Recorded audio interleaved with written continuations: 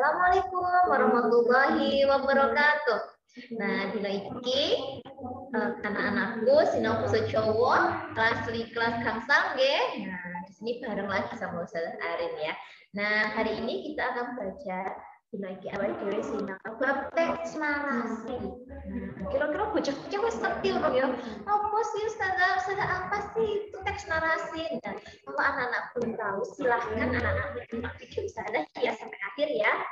Oke, yang pertama, teks narasi. Nah, narasi apa sih? Teks narasi itu paragraf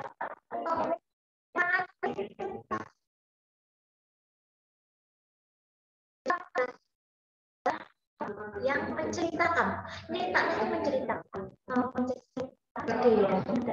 kejadian, kanti runtut, kanti yang menuntut sekali rinci terperinci. Soko wiwitan nanti pungkasana. Wiwitan itu apa artinya? Wiwitan itu coba kasih lang dilihat.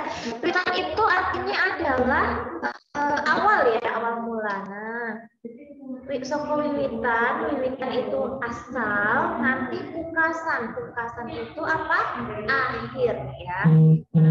Jadi paragraf atau karangan yang dia itu menceritakan secara rinci, secara rinci dari awal kejadian sampai akhirnya atau kronologi. Nah, kalau kronologi itu kan pasti ada awal mula kejadian itu seperti apa, kemudian lanjut setelah itu beberapa jam kemudian seperti apa kejadiannya, itu rinci, diterangkannya itu secara rinci. Nah, sopo sing maca teks narasi, siapa saja yang dia itu membaca teks narasi, kayoto sing ngalami dhewe, seperti dia sendiri yang mengalami kejadian kang ono jroning cerita. Jadi tadi atau prologi tadi seperti dia sendiri itu yang mengalami, jadi seperti dia yang mengalami sendiri kejadian itu. Nah, kemudian selanjutnya sampai sini anak-anak sudah tahu ya apa sih teks narasi itu. Nah, sekarang saya punya, nah ini dia struktur teks narasi. Ya, struktur teks narasi yang pertama, alur itu urutannya kedadean. Jadi pasti kalau tadi itu kan runtut dan terperinci. Kalau runtut dan terperinci itu pasti ada urutannya. Alurnya tuh harus dari A, B, C, D. Nggak bisa kalau menceritakan dari A, C, kemudian ke B, ke E. Nah, itu nggak bisa ya. Harus A, B, C, D, E. Nah, seperti itu. Kemudian paraga utawa watak kedadean. Jadi kalau paraga itu apa? Peraganya atau tokohnya, tokoh dalam teks narasinya tadi. Nah, kemudian latar itu apa? Kalau latar, nah latar itu ada 3 ya. Waktu, papan, lan swasana kejadian. Nah, jadi apa? Kalau latar itu ada 1 waktu, yang kedua ada papan-papan itu tempat, kemudian swasana. Suasana itu adalah suasananya. Bagaimana sih suasana itu? Apa? Suasananya itu gembira, sedih, atau panik. Nah, seperti itu. Nah, kita punya cerita ya buat anak-anak ya. Ada teks cerita. Nah, di sini sudah bacakan dulu. Lemper koran. Nah, sudah bacakan. Bubar salat subuh Haris, bocah SD wis 2 tahun ditinggal wong tuane, nelusuri dalan gawe ngeterake koran marang pelanggane. Sepeda ontel tuwa digenjot alon-alon mergo sikile burung gaduk turunan. Sudah jelaskan. Setelah salat subuh Haris itu sudah 2 tahun ditinggal oleh orang tuanya. Nah, dia ini menelusuri jalan untuk mengantarkan koran. Jadi Haris ini dia penjual koran ya. Nah, sepeda ontel itu apa? Sepeda yang sudah tua. Nah, itu digenjot alon-alon. Nah, dia tuh dikayuh pelan-pelan. Karena apa? Sikile baru gaduk-gaduk. Jadi kakinya itu belum nyampe.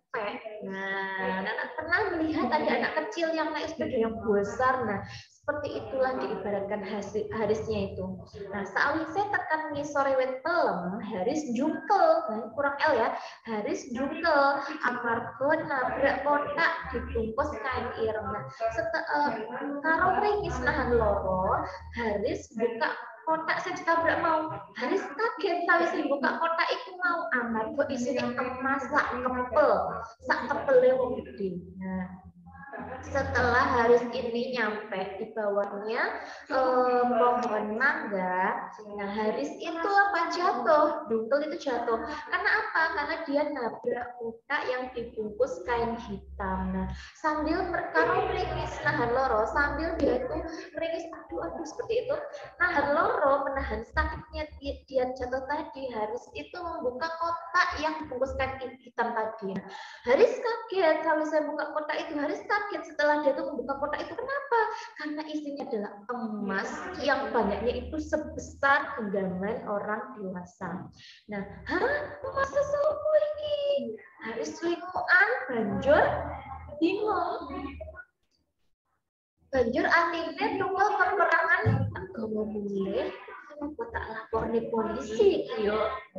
Haris bingung amat awet sepisan iki ngerti emas sak mono akhirnya. Haris kata, ini emas siapa katanya? Haris selingkuhan. Haris tuh lengkak-lengkak lihat kiri kanan. Nah, banjur akhirnya tukul peperangan. Setelah itu akhirnya muncul apa?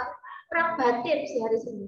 Ini enaknya emasnya tak bawa pulang apa tak kasih ke polisi ya, tak laporkan ke polisi ya. Nah, akhirnya karena Haris itu pertama kali melihat emas itu sebegitu besar dan sebegitu banyaknya.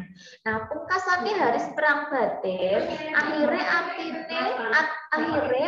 putih menang. Akhirnya Haris banjur lapor nang Pak Polisi karo gowo barang. Setelah Haris tadi sudah perang batin, akhirnya Haris itu hati putihnya yang menang.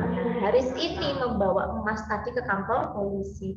Wong jujur bakal mujur. Ing kantor polisi Haris ketemu karo Pak Ahmad sing kemalingan emas-emas mau. Sawise takon pinakon, akhirnya Pak Ahmad ngomong, kowe kudu nerusake sekolah.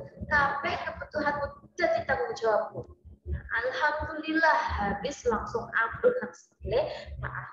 Nah, orang yang jujur itu dia akan mujur ya. Nah, sesampainya di kantor polisi, Haris itu ketemu dengan Pak Ahmad yang tadi kehilangan emas-emas tadi dalam kotak tadi. Ternyata Pak Ahmad itu kemalingan, emasnya tadi itu dimaling, ternyata dicuri sama orang. Nah, setelah takon pinakon, setelah mereka itu saling tanya-tanya, Pak Ahmad itu kemudian ngomong, kowe kudu nerusake sekolah. Kamu harus meneruskan sekolah. Kenapa? Karena Haris tadi putus sekolahnya sudah 2 tahun ditinggal orang tuanya.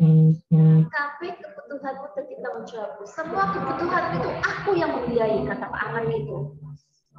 Alhamdulillah, kemudian Haris ini langsung sujud di kakinya Pak Ahmad. Nah, dari cerita ini kita akan mencari latar, apa tadi unsur-unsur teks narasi ada latar, alur, dan juga apa paroko atau tokohnya. Nah, sekarang alurnya dulu. Alurnya apa?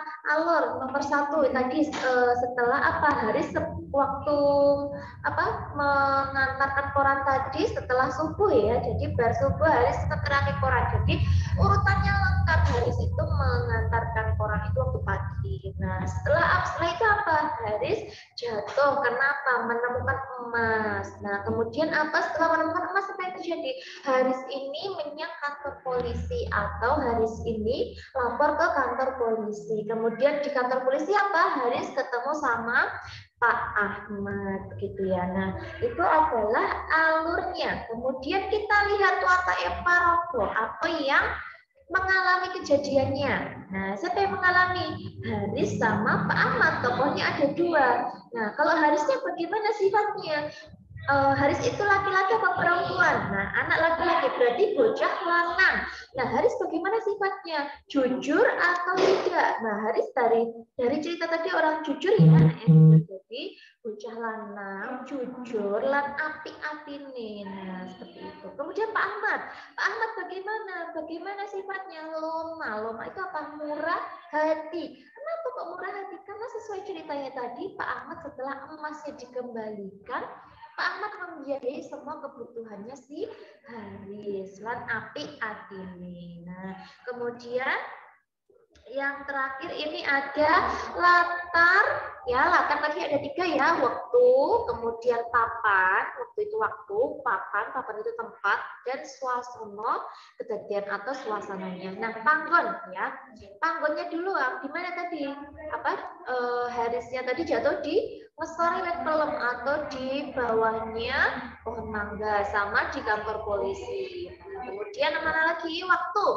Waktunya kapan? Waktunya setelah subuh. Nah, kemudian suasananya bagaimana? Suasana tadi bagaimana? Haris kan jatuh. Jatuh berarti dia nelongso. Nelongso itu sedih ya atau kesedihan. Banjur apa? Banjur bunga ya di sini ya, banjur bunga sudah. Coba sudah dikirim dulu. Nah, banjur bunga. Nah, banjur bunga itu artinya nelongso itu tadi apa? Sedih, banjur bunga. Bunga itu apa? Senang. Jadi setelah nelongso, setelah sedih, Haris tadi senang karena semua semua kebutuhannya dicukupi oleh Pak Ahmad. Oke, sampai di sini dulu. Coba kita lihat. Oke, sampai di sini dulu kita ya belajar bahasa Jawa teks narasi. Terima kasih matur nuwun anak-anakku sudah menyimak video saya. Wassalamualaikum warahmatullahi wabarakatuh.